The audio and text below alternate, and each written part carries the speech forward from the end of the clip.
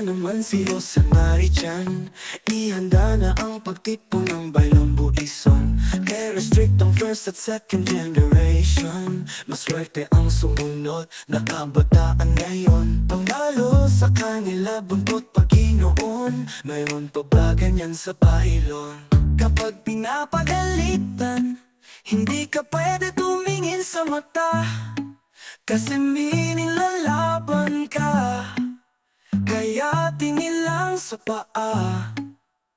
Iba talaga ang panahon nila. May influence ng Kastila. Tama na at panahon na para sa masayang pagtitipon. Nagpaplano na ulit ang mga bailon ng kanyang baon. Sino na ba ang sponsor ngayong taon? Mula sa puso, si Bingo Balitina Florentino. Ngayon si Florentino o mas kilala sa Tatang Ino. Tayo manamana kay Lolo Golo. Matangkad, mahusay sa hanap buhay at maginoo. May malaking boses na iikay mga ngato. Isang malakas na sigaw, hoy, putang ina, halika muna. Malamang alam nyo na ang tunog sa baguhang bisita. Baka matakot at tumakbo pa, ngunit sa nakakakila ay isang naman lumana ka maglaban.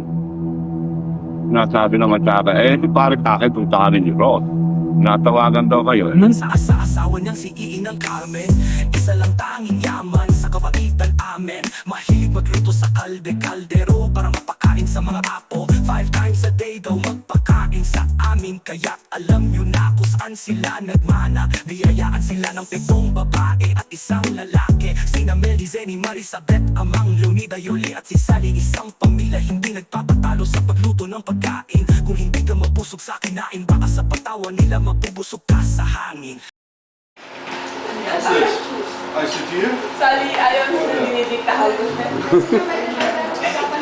Baga yung ugali namin mga baylo, diktahan o diktahan. Dictator. Alam na alam ni Randy yan. Kaya ang saya kong maging bailon sa lahat ng pagkakataon. Ibang klase tumiskarte, puro masasarap na putahe.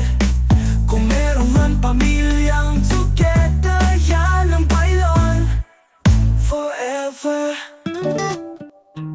Walang paraw sa bawat na ni Mama Rosa. Sa totoo lang, baka magugulat ka. Sa kalsada, isa pala siyang matapang at siga.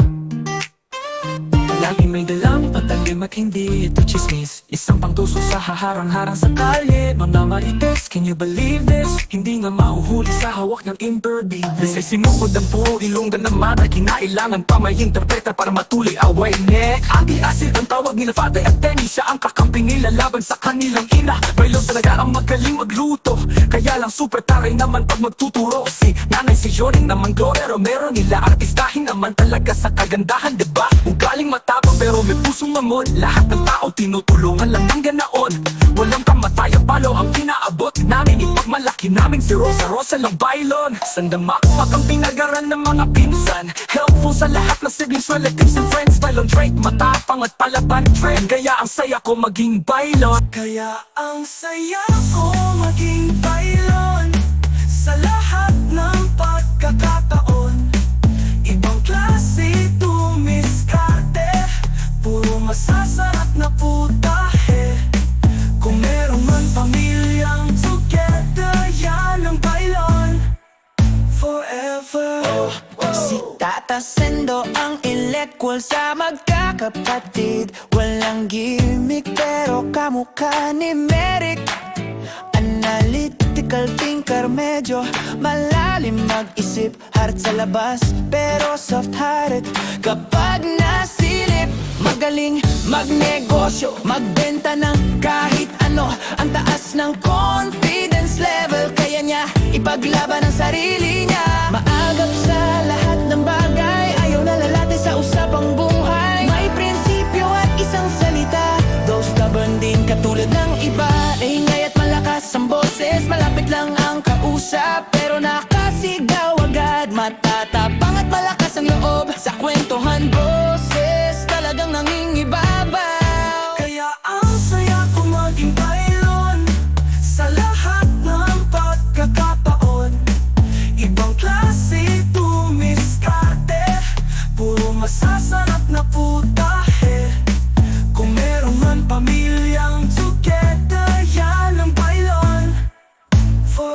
forever.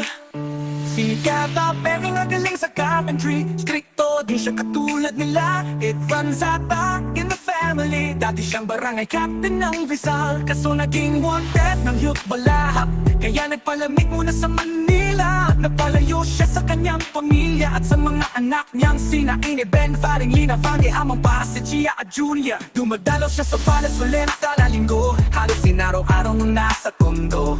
Dati siyang gorgeous sa bodega. Dito rin nagtatrabaho si Tata Doro. Alam ko din lagi nasa church siya, nasa bahay siya every morning bago kami pumasok sa school. Tapos mapapalit ng outfit, mag-i-espiya sa amin kung nagbubulakbol. Mag-check-check kung may kalokohan kaming ginagawa.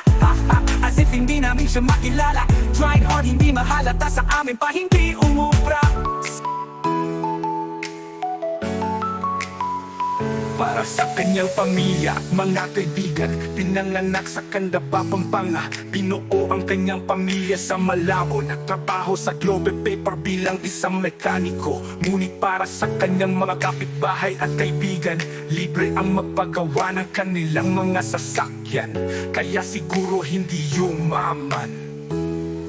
Si Teodoro Busang Bayon ay napamalita bilang chipol. Kahit lapitan siya dahil pogi, hindi niya pinatulan ng fake news. Ang totoo niyan, stick to one ang tunay niyang excuse. Ang kanyang naging asawa na si Sally ay isang tindera ng isda. May pwesto sila sa Nepa Q-Marts sa Cubao, Quezon City. Ang kanilang pagmamahalan ay nagbunga ng 6 na anak. Sina Ariel, Tony, Marilo, Teddy, Johnny at Rafael the Pogi. Kung may mahalaga na ituro sa amin ng aking tatay, kailangan umuwi na maaga sa bahay. At doon kami kakain ay sabay-sabay, kumain sa tamang oras pag nasa bahay. Kaya ang saya ko maging bailon sa lahat ng pagkakataon.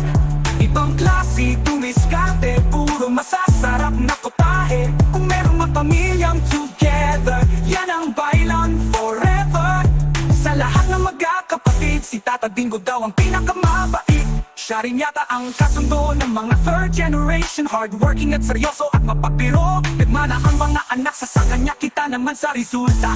Sina Romy, Vicky, Melete, Obed, Noel at Normie, lahat silang masarap magluto, believe me. Sa mga magkakapatid, tila ugali na pamana. Lahat na nga sila ay stricto at palamura. Ang sagot ni Kuya Omi, oo medyo talaga. Ganun pa man, mahilig din sila magkipagtawanan. Ang may pagmamalaki nila ay may isang salita. Lalo na sa usapang oras, kailangan dumating sa oras. Yan ang pwede kong ipagmaisabay, lo na sa oras makipag-usap. Rest in peace na lang po sa kanila. Kaya ang saya ko maging bailon sa lahat ng pagkakataon. Ibang klase, dumiskarte, puro masasarap na putahe. Kung meron mang pamilya together, yan ang bailon forever.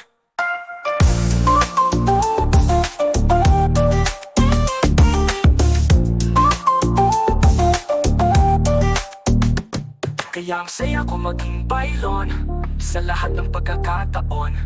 Ibang klase, tumiskate, puro masasarap na putahe. Kung meron mang pamilyang together, yan ang bailon forever.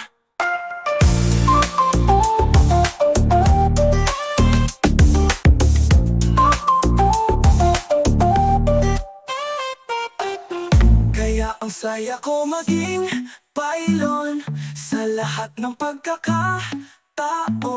Ibang klase, dumiskarte, puro masasarap na putahe. Kung meron